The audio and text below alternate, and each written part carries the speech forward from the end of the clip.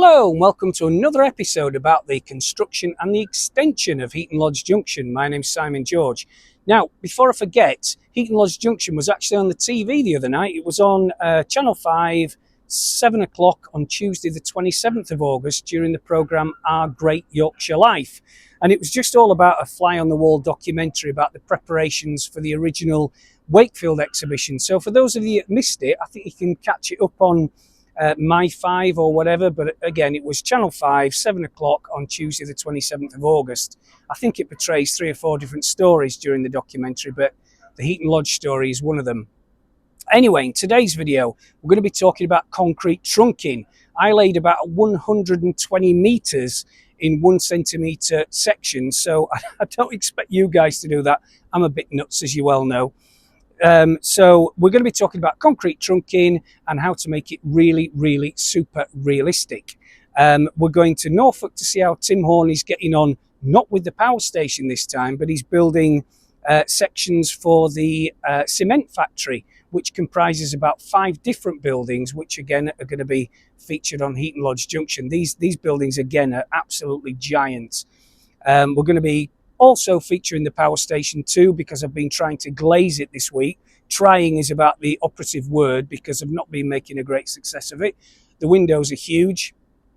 But anyway, we're going to be talking about that. We're going to see basic progress on Heaton Lodge, and we're going to be looking at Heljan's MK2 Coaches. So that's all in store. We'll nip down to the basement, or we'll go, in fact, we might just nip over to Norfolk first to see Tim and how he's getting on with the cement factory.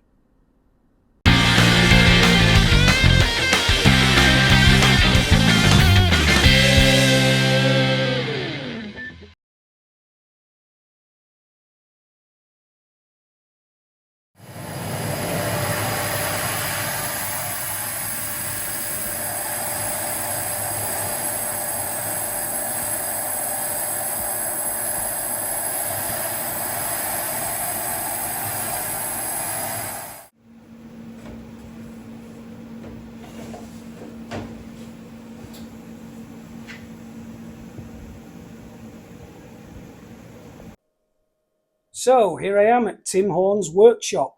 Now Tim has made this superb first building of the cement factory. I think it's the tallest one here, although the silos, which you can see in the photo of the one at Miniature Wonderland coming up, are actually nearly as tall as this structure. So Tim, what have you actually made it out of? So we're back to the lovely 4mm MDF again. Yep. Just purely because I can get it in 8x4 sheets. I think we're 1.5 meters high on this one. Yeah. So I think it's actually it's the tallest structure so far, isn't it, on Heaton Lodge? Yeah, I think it is. I think it's taller than the power station main building. It's nowhere near as tall as the cooling towers, but that's another story which we'll come on to in a future video. But I love the windows, Tim. What did you do to get those? Just to laser put it in? Yeah, obviously on the drawing, I like to have things all equal. Yeah. Although these ones are offset just slightly. So yeah, it's just basically just work out the aperture size and then cut and paste. And yeah, just making sure everything's all lined up. Yeah, got you. Because these cement factories are quite interesting for those of you watching, because they consist of about 6 or 7 different buildings, and this is the tallest one, as we just said, but there's lots of smaller ones, and there's also lots of movement with pipes and silos and you've also got you've also got your conveyor belt coming out the side. Oh, that's right. Forgot about that. On this one. Let's have a look. Yeah, we've got the conveyor belt there, which goes in the side. Could be a lot of conveyor belts on Heaton Lodge. Getting them working is another thing, but I'm sure we'll manage it. So there we go, the first building of the cement factory. Short update on the power station. Here I've just mounted the power station building, the main shell that is, to the cart, which I thought what I'd do is just put some really thick MDF on top of this cart, simply because it's going to be so heavy, this building, as you can see. Now, I'm using a laser level just to get the walls completely straight Don't know if you can pick that up on the camera. And then on the inside, just scoot round here, I am just using some basically 2B1, 3B2, whatever, to just brace all the walls and just make it so it appears really solid. I'm going to have to glaze all these windows as well this week, so that's another job on the cards. But that's coming on really well. I'm quite pleased with that. It's just a lot of screwing and gluing and everything else, but I'm just going to have to get used to the size of these buildings because they are truly ginormous. But on the carts, they should be easy to maneuver and wheel onto the back of a truck. So yeah, it's coming on.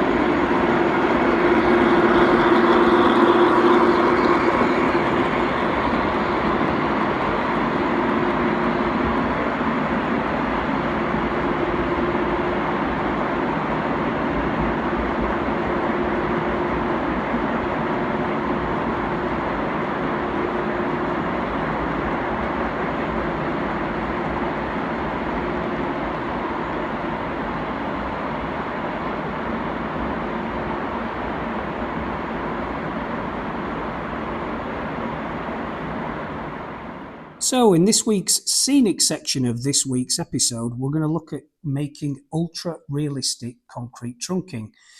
Now the thing is, you can buy in all scales, OON, whatever, O gauge I know for sure, you can buy line-side concrete trunking off the shelf and it looks okay. But to be quite honest, if you want to make really realistic concrete trunking look extra special, you're going to have to use this method because it's the randomness, as you can see, of the concrete trunking that really makes it, well, it just draws your eye to it. It really does. And it's been a real, I wouldn't say crowd puller, but so many people have commented it over the years when they've seen Heaton Lodge in real life. You can also see the tops of some of the concrete section missed off, revealing the signal cables below. So we're going to cover that too. So before we do anything else, let's just have a look at concrete trunking since I laid about 120 metres of this stuff, as I said earlier, and just the ingredients we need first, and then thereafter exactly how to do it. Okay, so what do we need to make ultra-realistic concrete trunking? Well, I experimented as ever for weeks and weeks and found that this was the best way of doing it. And I use, for O gauge at least, evergreen styrene channel section for the base, that is on top of which the signal wires lay into. And it's 268 and it's 7.9 millimeters wide, which probably equates to what you'd probably be able to tell me about 1.5 feet in O gauge. If I was modelling OO, I'd go for something a little bit narrower, and in fact this one 267 looks pretty good. 6.3 millimeters wide, which equates to, I think it's 4 millimeters to a foot in OO, so it's probably 1.5 feet again. And this is the stuff that's pulled out the packet, again, channel section. We'll look at that in a minute, but we also need good old talcum powder, which makes the concrete effect. I've got some concrete spray paint here, which I just bought from B&Q. It doesn't really matter what it is. Precision Paints make it.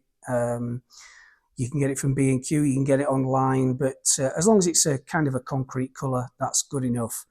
We've got super glue, we've got some scissors, a scalpel and a sieve, and we've just got some plastic card as well.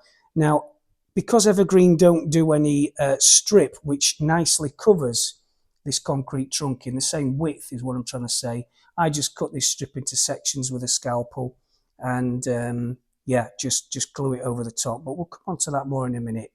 So that is about the ingredients. If you've got any of these grate covers, you can just see that there, then that adds even more realism to it, but it's optional, and it's something I covered actually in making roads in the last couple of videos. So that's all we need for ingredients. Let's move on to what we do next. Now the first job is just to get the channel section out and just cut it into, I'd say probably 1 centimetre lengths for O gauge. If it's double O gauge, maybe a little bit smaller, 3/4 of a centimetre, etc., etc.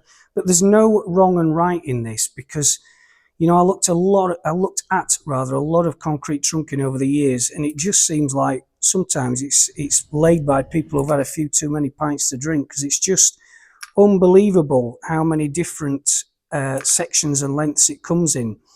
What I'd also do is just cut bits off at the end when you cut a section out, probably every 5 or so. Just cut the end, because again they break off, they're completely random, and again you just can't go wrong. You can do whatever you want with these. So let's just do this one quickly.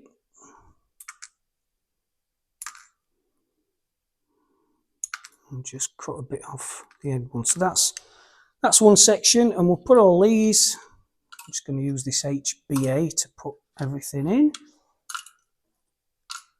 and then we'll move on to the lids, which fits over the top of this stuff. Okay, so I've already cut from that strip here, sorry, that sheet here, just again some thin card. It's a thin plastic strip, and I'm going to just cut sections again, random lengths, double O gauge, just obviously with double O make it kind of half the length. But again, don't forget to just keep making these different cuts, because there's bits out of them. In fact, that the worse job you make of it, the better. I really mean that. It works out really well. Okay, so that's that. So this is some I've done earlier, and I've just stuck these sections that you just saw me cutting out onto a bit of scrap plywood, which has got some double-sided sticky tape on it. And that's because we're going to spray them in a minute with the good old Halford's grey or black primer. Doesn't matter what it is, but they do need spraying because it's plastic, obviously, with primer. And this keeps them from blowing all over the place. So if you haven't got any double-sided tape, just use normal sticky tape, upside down, sellotape, whatever. But at the ends, just sellotape the ends firmly so it can't move, and it just prevents everything blowing away. So next step. Now I've just sprayed these with Halford's grey primer just off camera. What's important to note actually is that some of you might point out, well, why don't you just spray the lengths at the same time straight out of the packet? You can do that, but then of course when you cut them, once they've been primed, you can see all the white ends, which doesn't really work very well. So this one's just been sprayed with primer, and then we're going to come on to the next stage. Next stage is using this concrete effect paint. I've just put some plywood under there because I don't want to get it all over my nice static grass that I spent years doing.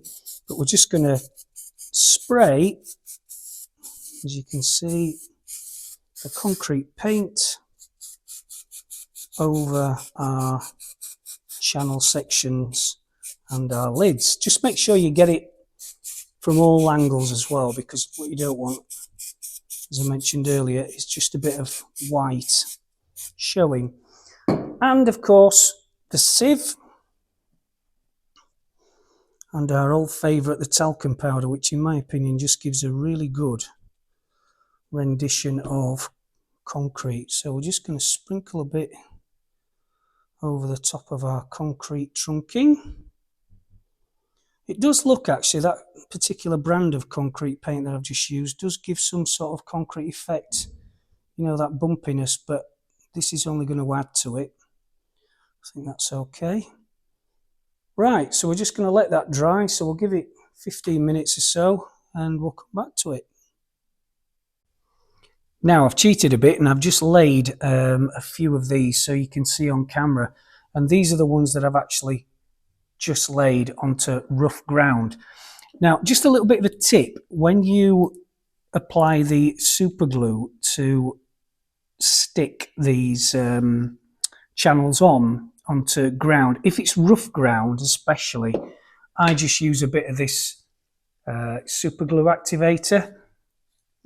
Spray it on like so, straight onto the glue before you put it down onto the terrain, like so. Keep it pressed there for about 2-3 seconds, and that activator will mean that it's absolutely rock solid. I say that. Should be rock solid in a few seconds.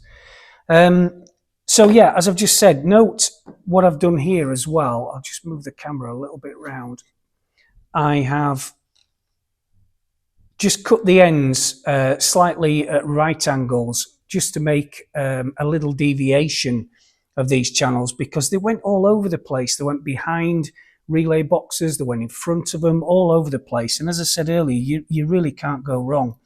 So the next thing to do is I'm just going to apply a little bit of glue to the black layout wire, which we're going to stick inside the channel.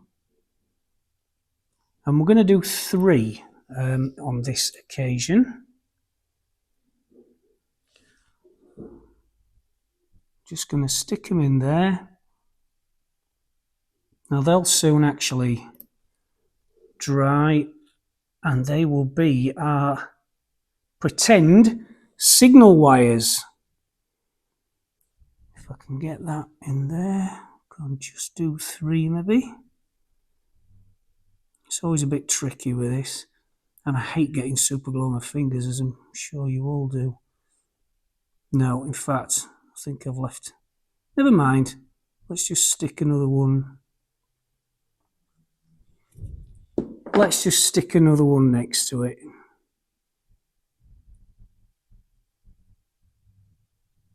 Okay. And then the next thing to do is the lids. Now, obviously I've only painted them on one side, so you get the idea from this pretty quick. I'm just going to use the lids, which are made out of that plastic sheet that I covered. So I'm just going to put some glue on each lid. Probably better on the, whoops, get that off in a bit. But we're going to leave gaps like so. I'll get the camera actually a bit nearer so you can see this, but I bet you get the general gist of what I'm trying to achieve. It's just a case of making these signal wires, just keeping them in view. And you can put these lids on skew width as well. It really does not matter.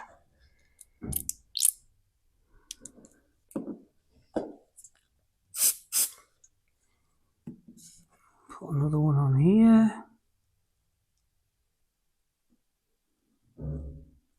Again, I've purposely made it skew width with a bit of a gap. I'll just do one more for the camera.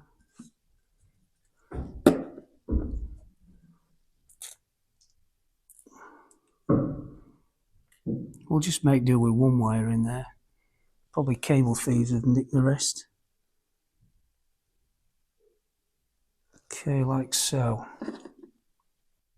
So I've just covered the remaining, well, nearly all the remaining channel sections with the lids, and I've deliberately, as I keep saying, I've made them skew width with gaps in. You can see the wire underneath the lids as well. And then all we're going to do, just to complete it, is just to use some slate grey. I've just got some weathering powder. You can use anything you want. Oh, that's a good start, isn't it? But yeah, just stick this on like so, and it just tones down that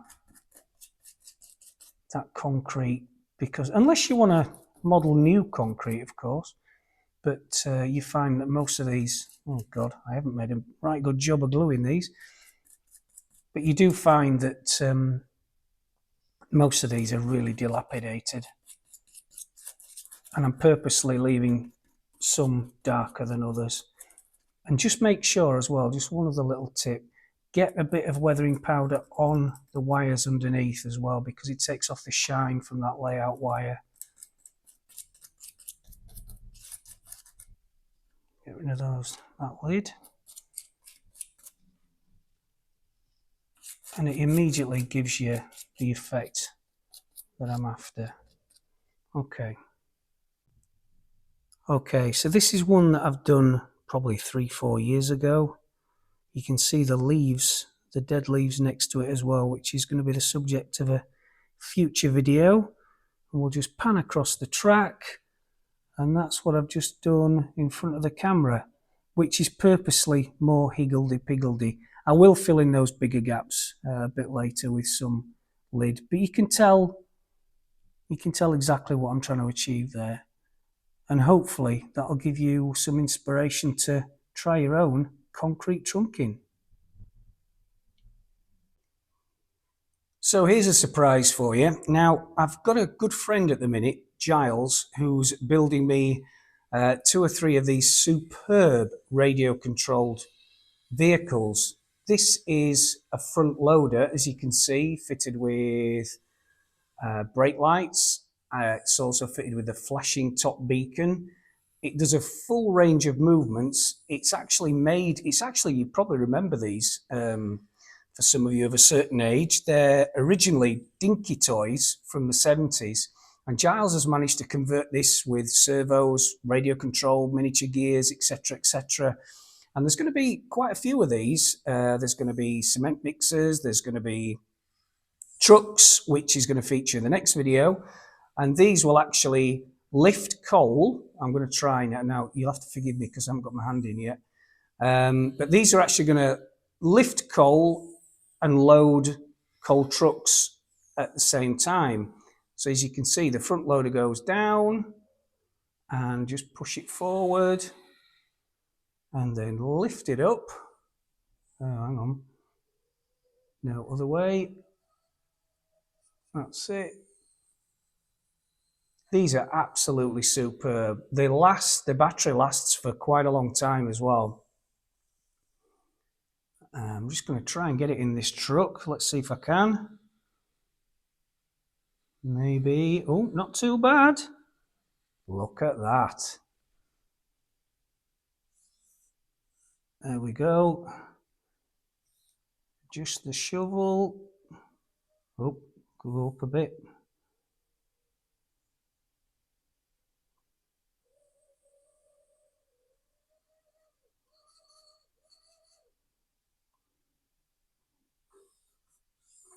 Oh, like I said, it's maximum height actually.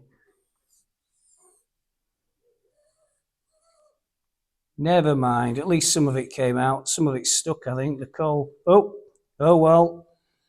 Not bad for a rookie.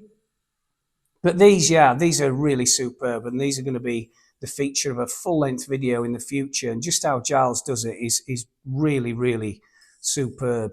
But yeah, there's going to be a truck, there's going to be various other vehicles, and these are going to be motoring around the layout at various intervals. So you'll be able to see them operating when Heaton Lodge goes back in 18 months' time. But I think these will make a real addition, a real spectacle, because I think people, especially families, they just want to see movement and things going on. And so this side, as we've discussed before, it's going to be completely different from the scenic side, in that things are just going to be happening all the time. Oh dear. I think I've got him stuck. Oh, he's come out. And there we have it. Dropping coal everywhere. Put the shovel down. You can see the lights at the front. And there we have it. The 1970s front loader, Yale front loader, which you can get off eBay for about 15 quid. Now converted to full radio control. As I said before, there's going to be a lot more about these in the future videos. So keep watching. Quick update on the track lane, which is coming on really well. I've featured this before in a past video, but as you can see, there's 4 MGR loaded, well, 3 loaded MGR trains, 1 unloaded, but this is actually for the loaded MGR trains, these sidings. Now there's 4 sidings here, down sidings, and they are just being finished as we speak. and these will amalgamate into one line, which is here at the end. And this one will now enter a gradient and slowly then build up until it goes over some girder bridges, which will then deviate into the coal and loading facility, which the modified DAPL HAAs, which we'll talk about in a future video, will drop the coal out of the bottom onto a conveyor belt and into the side of the power station. But those are coming on really well. The track work you can see to your left, that's all coming up as we speak again. I'm going to be replaced with concrete sleepered, a new design and a new track layout. And again, as we pan down, you can see the kind of the size, which is hopefully when it's finished is going to be quite impressive. But yeah, I'm pleased with how this track laying's going. I'm purposely making gradients either side of the track, so there's different levels. We're going to put a little stagnant pond in here, which is going to be a feature of another video coming in the future. But it's going to be interesting making all the scenery for between these tracks. I'm really looking forward to that. But yeah, track work is coming on. Just a lot of it to rip up first. So just before we end for this video, let's just have a quick look at Heljan's new Mark II O-gauge coaches. I've been waiting for these for absolutely ages, as have so many people, and they are definitely worth waiting for. Obviously this example is in blue and grey, but what I absolutely love about them, and I've alluded to this before in another video, is these Buckeye couplings, which if the camera can pick them up, they're pretty exquisite. They fold downwards to reveal a coupling, a standard coupling, so you can use either a Buckeye or you can use the, as I've just said, the standard coupling. Now, I had a lot of issues with the Heljan Mark Is, even though I loved them as a coach. They didn't stay a scale distance apart because of those aforementioned couplings, which often used to snap with a long rake. These are completely different now. They snap together beautifully. They've got loads and loads of added detail. I love the separately coloured springs, the orange brake hoses and couplings. They just really look the part. And I think with just a little bit of weathering to get rid of that shine on the roof, which of course you get in any out-of-the-box model, and possibly some weathering on the bogies, these will look absolutely fantastic. The TransPennine livery and the ScotRail livery are difficult to get right, but Heljan seem to have absolutely sacked it off this time. They're really, really good. Really pleased with these. They'll look great behind a 45, of which I used to see many coming up the dive under at Heaton Lodge Junction. So let's have a quick look before we finish at the underside. Anything that's detailed or that can be seen from the side is modelled, which is great. But yeah, it's a really nice piece of work by Heljan. Ends are superb, sprung buffers too. What more could you want? So that's it for this episode. Thanks for watching. Please like and subscribe as ever. It's really appreciated. To those of you that contributed to the crowdfunding again, I just want to say a big thank you. The link to that is still in the description underneath. Loads coming in the video that will be out in 2 weeks' time. We're going to Pico, amongst other things, to see how they make track down at the factory, which would be brilliant and a great excuse to go to the seaside. So see you in a couple of weeks. Thanks for watching again, and I'll catch up with you soon.